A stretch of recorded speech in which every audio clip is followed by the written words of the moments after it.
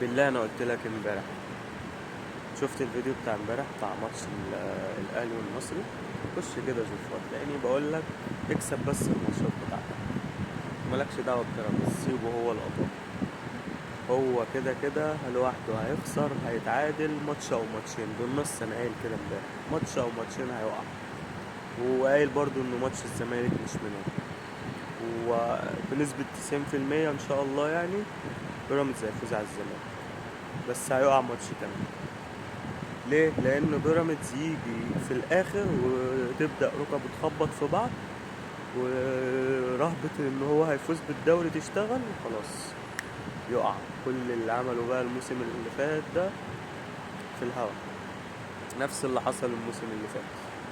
بيراميدز والقطر اللي ما بيقفش و ومحدش عارف يفوز عليه والكلام ده كله، قام جه الاهلي خده رايح جاي عماه، ما شافش قدامه تاني باقي الماتشات.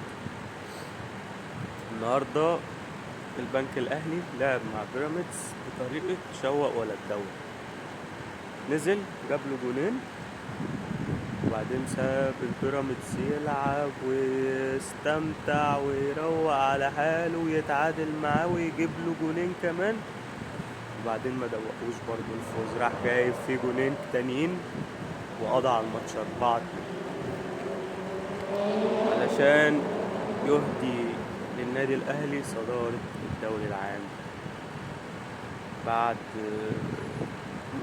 معانيات مع كولر بقى، ومع قصص كتيرة بقى مش هنقعد نتطرق لها تاني.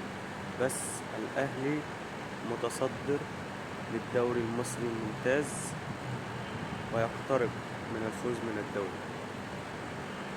وهنا أنا عايز